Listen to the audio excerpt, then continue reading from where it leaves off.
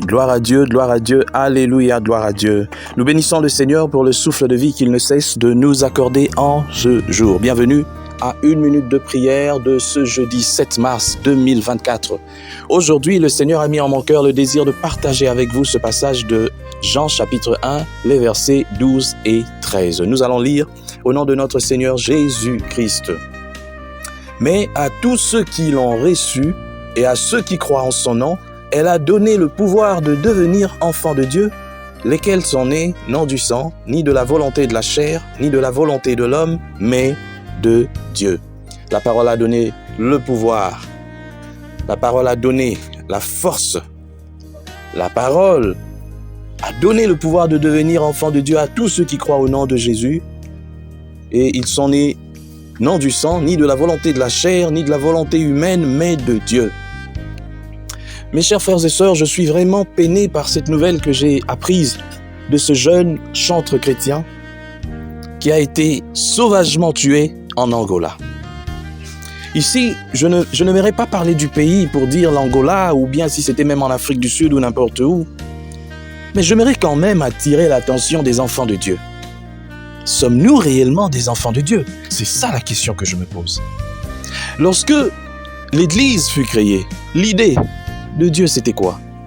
C'était que ces enfants puissent se retrouver partout dans le monde, qu'ils soient angolais, qu'ils soient congolais, qu'ils soient ivoiriens, qu'ils soient français, qu'ils soient belges, qu'ils soient américains, qu'ils soient australiens, qu'ils soient chinois, qu'ils soient japonais, qu'ils soient même mongols, de la Mongolie. Mais qu'est-ce qui se passe aujourd'hui dans l'Église de Dieu? J'aimerais bien que nous puissions vraiment nous poser la question, sommes-nous des enfants de Dieu? Parce que les enfants de Dieu ont un même Père. Et les enfants de Dieu sont caractérisés par l'amour du prochain. L'amour les uns des autres. Mais est-ce qu'il y a vraiment de l'amour aujourd'hui parmi ceux qui se font appeler enfants de Dieu? Déjà, dans un même pays, ceux-là qui vont à l'église, qui disent qu'ils sont enfants de Dieu, n'affichent pas l'amour. On ne sait même pas reconnaître les vrais enfants de Dieu parce qu'on se pose des questions. Ils se comportent exactement et de fois même de manière pire que les païens. La parole de Dieu dit, tu aimeras ton prochain comme toi-même. Mais qu'est-ce qu'on vit aujourd'hui? On aime Dieu, mais on déteste son prochain. On est menteur. Si tu aimes Dieu, si tu dis aimer Dieu et que tu détestes ton prochain, dis là où tu es, je suis un menteur et tu n'es pas enfant de Dieu. Je tiens à te dire ce matin, ton pasteur ne te le dit pas, mais je te le dis, si tu dis aimer Dieu, mais tu détestes ton prochain jusqu'au point de le tuer, de le rouer de coups à cause de l'argent et de foi, comme ça s'est passé en Angola récemment avec le frère Caleb, injustement, et ils vont aller à l'église, ces gens qui ont porté la main sur ce jeune, soyez maudits. Comment est-ce que vous pouvez vous faire appeler enfant de Dieu? Vous allez à l'église, mais vous faites du mal à vos prochains. C'est la malédiction que vous êtes en train d'amasser sur vous, sur vos enfants, sur vos familles. Et c'est la même chose aussi, parce que ça crée en moi une sainte colère. On se fait appeler enfant de Dieu, même dans ce pays, mais on est le premier à dévaliser les caisses de l'État. Et le dimanche, on est à l'église auprès de son pasteur. Pasteur, bénis-moi. On a une grosse enveloppe. On pense que en donnant l'enveloppe au pasteur, l'argent que j'ai détourné, les 300 000, les 1 million de dollars, les 10 millions, les 100 millions même, parce qu'il y a des grands voleurs dans ce pays, alors Dieu va effacer cela. Et toi et ton pasteur, vous vous trompez. Tu seras jugé. Tu es déjà en enfer tel que tu es là. Parce que tu es en train de tuer des pères de famille, des mères de famille, tu es en train de tuer des enfants qui ne peuvent pas suivre des soins, de fois des soins primaires, parce qu'ils n'ont pas d'argent pour aller à l'hôpital. Pendant que toi, tu te fais un nom, ton nom là, retiens ça bien ce matin. Ton nom sera oublié, tel qu'on a oublié les anciens billets. Ton nom sera oublié. Je maudis ton nom. Toi qui détournes l'argent de ce pays, tu es maudit. Et quel que soit le pays qui me suit, si tu détournes l'argent du pays, sache que tu es en train de tuer. Au même titre que ceux qui prennent les armes pour tuer, tu tues aussi. Et sois maudit, toi et l'argent que tu prends, et ceux-là qui bouffent cet argent. Ce n'est pas normal que nous puissions nous faire appeler enfants de Dieu. Et surtout si tu mets les pieds à l'église, que la malédiction tombe sur toi. Que le jugement de Dieu tombe sur toi. Parce que tu voles. Si tu regardes cette belle maison que tu as construite et que cet argent vient du vol, regarde, appelle-toi, fais-toi, dis-toi quand tu passes, tu dis, oh non, j'ai vraiment volé, j'ai construit cette maison, j'ai construit cet immeuble. Avec l'argent du vol. Parce qu'il y a des gens qui souffrent et tu vas à l'église, tu te dis chrétien, tu es un crétin, tu n'es pas un chrétien.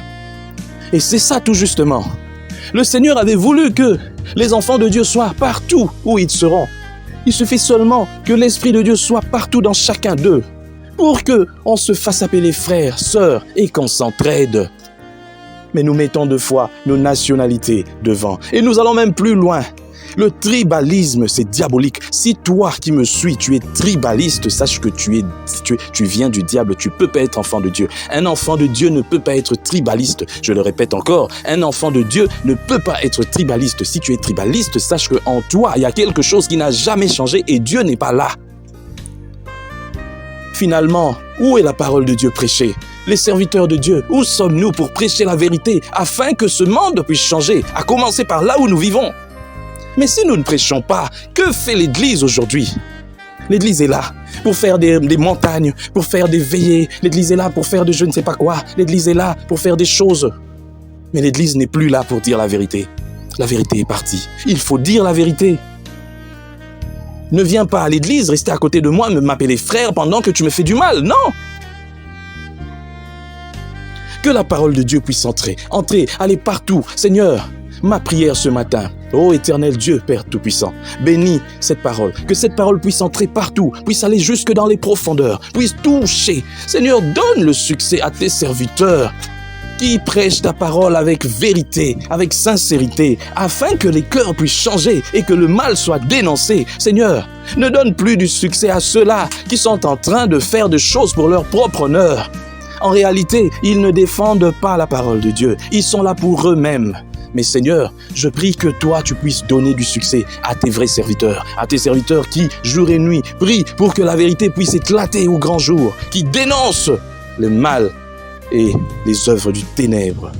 Que la parole de Dieu puisse atteindre les sommets. Oh Seigneur, je bénis cette parole. Seigneur, bénis aussi ce ministère. Bénis Seigneur, 1 minute de prière chaque jour. Seigneur, je me remets totalement entre tes mains. Au nom de Jésus-Christ. Amen. Chers frères et sœurs, dans le Seigneur, vous avez l'occasion de servir Dieu avec votre temps, avec votre intelligence, mais aussi avec vos moyens. Soutenez, restez unis dans 1 minute de prière chaque jour. Écrivez-nous, envoyez vos dons ici. Que Dieu vous bénisse.